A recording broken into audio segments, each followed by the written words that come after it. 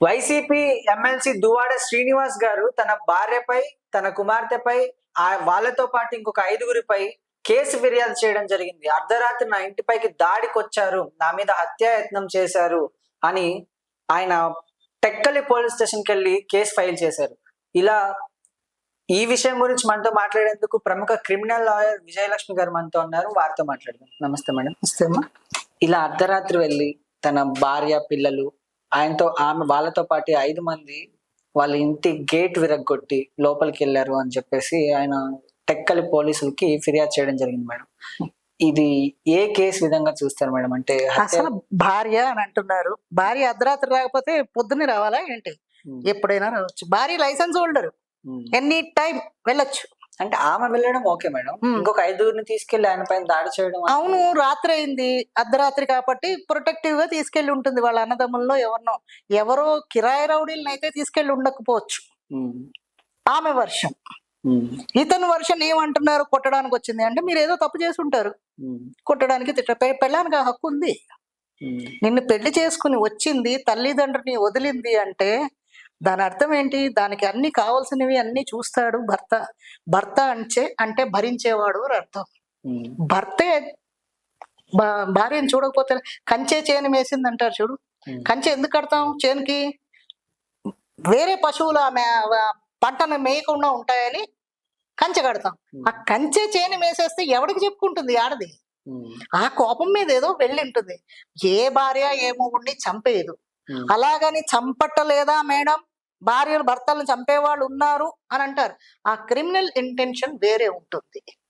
ఇదేదో చిన్న చిన్న గొడవల వల్ల చేశారు, ఈయన కూడా తప్పు చేశారు అని అంటున్నారు కదా. ఒకటి ఆవిడ కూడా మనం చెప్పేది ఏంటంటే, మేము ఇప్పుడు లాయర్గా అనే కాకుండా ఒక గృహిణిగా ఏం చెప్తామంటే, భర్తని రెచ్చగొట్టద్దు. రెచ్చగొడితే వాళ్ళు రెచ్చిపోతారు. వాళ్ళకి ఏదో వేరే ఇల్లీగల్ కాంటాక్ట్స్ ఉన్నాయి అని అంటే అవి ఏవైనా ఉంటే ఇళ్లలోనే చూసుకోవాలి. మా అమ్మ దగ్గర వాళ్ళ దగ్గర చూసుకోవాలి. తర్వాత ఇంకో దాంట్లో కూడా మనం విన్నాం, తల్లితోటి మాట్లాడితే తప్పది. మీ అమ్మ మీకెంత ముఖ్యమో అవతల ఆ పిల్లోడు అమ్మ కూడా అంతే ముఖ్యం. మీ అత్త కూడా నీకు తల్లి లాంటిదే. అమ్మ నాన్నని వదిలి వచ్చిన తర్వాత అత్త మామే. ఇందాక ఆయన ప్రెస్ మీట్ కూడా పెట్టారు. ప్రెస్ మీట్ లో ఆయన ఏం చెప్తున్నారంటే, నా భార్య మా అమ్మతో కలవనివ్వట్లేదు, ఆమెతో కలుస్తుంటే నాతో గొడవ పడుతుంది, ఇలాగా నా ఫ్యామిలీ మెంబర్స్ కి దూరం చేసింది. ఇలాంటి విషయాలు ఏవైతే ఫ్యామిలీ మ్యాటర్స్ వాళ్ళిద్దరి మధ్య ఉంటాయో ఆ విషయాల గురించి చెప్తున్నాను మేడం. కరెక్టే. తల్లిని ఫ్యామిలీని కలవట్లేదని నిన్ను ఇల్లీగల్ కాంటాక్ట్స్ పెట్టుకోమని అర్థం కాదు కదా. దీనికి దానికి సంబంధం లేదు కదా. ఇల్లీగల్ కాంటాక్ట్స్ పెట్టుకున్నది అని ఆమె అంటున్నారు.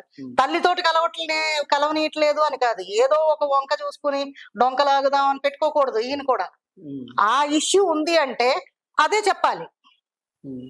ఆ ఇష్యూ వీక్ పాయింట్ గా పెట్టుకుని మీరు ఇల్లీగల్ కాంటాక్ట్స్ పెట్టుకోవడం తప్పు కదా. తప్పే కదా. తల్లిదండ్రుని కలవద్దు అని అన్నం ఏ ఆడపిల్లకి సమంజసం కాదు. మీ పేరెంట్స్ ఎంతో అవతల ఆ పేరెంట్స్ కూడా అంతే. అలాగ చూస్తేనే సంసారం హాయిగా సాగుతుంది. లేదు అంటే డిస్టర్బెన్స్ వస్తాయి, కొట్టుకుపోతుంది సంసారం. దానివల్ల మీ పిల్లలు లాస్ అవుతారు, మీ లైఫ్ కూడా. ఏంటనుకుంటారంటే ఇవాళ రేపు పిల్లలు డైవర్స్ 2-3 minutes లో అయిపోతుంది, ఓకే అయిపోతుంది. తర్వాత ఏంటి? మళ్ళీ పెళ్లి చేసుకోమంటుంది సమాజం. లేదు అనుకో, నువ్వు ఎప్పుడైతే డైవర్సీ ఉన్నావు అనుకో, అదే జనం పబ్లిక్ ఎలా చూస్తారో తెలిసిన, టూలెట్ బెడ్ పెడితే ఎలా ఉంటుంది? ఇల్లు ఖాళీ అయితే మనం టూలెట్ బెడ్ పెడతాం కదా. అలాగే ఈ డైవోర్సీ అయినా విడోయర్స్ అయినా ఆ దృష్టితోటే చూస్తుంది సమాజం. అది మంచిదా? ఉన్నన్ని రోజులు కలిసి ఉండండి. కొట్టుకు తిట్టుకోలేని సంసారాలు లేనే లేవు. అంటే నాకు ఇంత హోదా ఉంది, నేను ఒక వైసీపీకి సంబంధించిన ఎమ్మెల్సీ, నాకు ప్రజల్లో ఇంత ఆదరణ ఉంది, ఇట్లాంటి స్టేజ్ లో ఉన్న నన్ను ఏదైనా ఉంటే నువ్వు ఇంట్లో పరిష్కరించకుండా ఇలా మీడియాను పెట్టేసి వాళ్ళ ముందర చెప్పేసి ఈ రోజు నా రాజకీయ భవిష్యత్ అంతా నాశనం అయిపోయింది అని ఆయన అంటున్నాడు. కరెక్టే, అది ఆవిడ చేసిన తప్పే. కానీ ఈ ఆలోచన, ఈ బుద్ధి ఆయనకి ఉండాలి. నువ్వు తప్పు చేస్తే నీ రాజకీయ పలుకుబడిపోతుందన్న బుద్ధి గానే ఉండాలి కదా. తప్పు చేసిన వాడిని ఎవరైనా నిందిస్తారు కదా. అది ఎవరవని, ఆడవనే మగవని. రాజకీయ నాయకుడు ఏంటమ్మా, ఓ దేశానికి రాజునైనా సరే వీధిలో పెడతారు. తప్పు జరిగింది అంటే. అలాంటి వాళ్ళు ఇంకా జాగ్రత్తగా ఉండాలి. ఎవరి కంటికి కనిపించకుండా ఇలాంటివి చేయకూడదు. ఒకవేళ చేసేవే అనుకో, నీ భార్యను ఒప్పించే శక్తి నీకు లేదు అనుకో, ఆ పని చేయి అంతే. ఇప్పుడు అదే అంటున్నాను మేడం నేను, నాకు స్తోమత ఉంది. స్తోమత ఉంది అని నువ్వు పోషించే శక్తి నీకు ఉండొచ్చు. నీ పెళ్ళాన్ని ఒప్పించగలవా? నిన్ను నమ్ముకుని వచ్చిన ఆడది ఉంది కదా, నిన్నే నమ్ముకుని వచ్చింది కదా, సర్వస్వం నువ్వే అనుకుంది కదా, నీ సగాన్ని ఇంకొకరికి ఇస్తే ఎవరితో ఒప్పుకుంటుంది? ఇదే భార్య ఎవరితోటైనా వెళ్తే నువ్వు ఊరుకుంటావా? మీ మొగాళ్ళకి ఇగో ఏంటో నాకు అర్థం కాదమ్మా.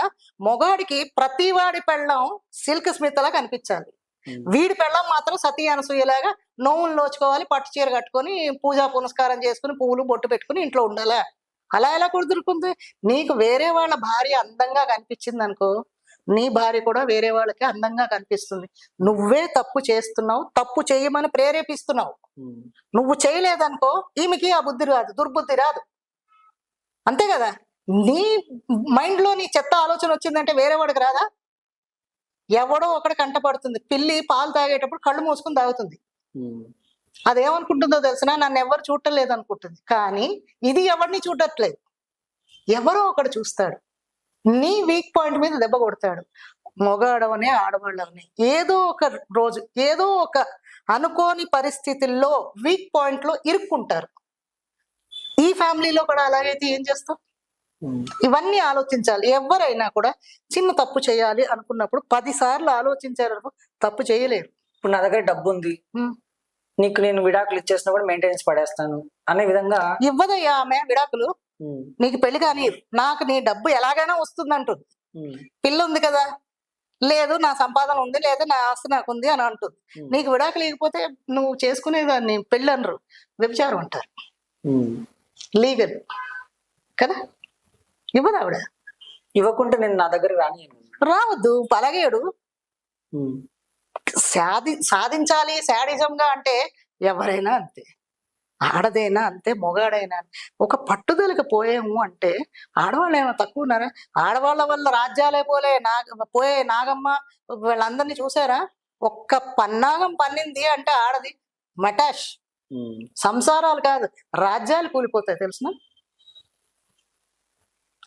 అలాంటప్పుడు ఇంట్లో భార్య అంటే దాన్ని మీరు భార్యని చక్కదిద్దుకోవాలి, ఆవిడికి చెప్పాలి, ఆవిడ నొప్పించి మీరు చేసుకోండి.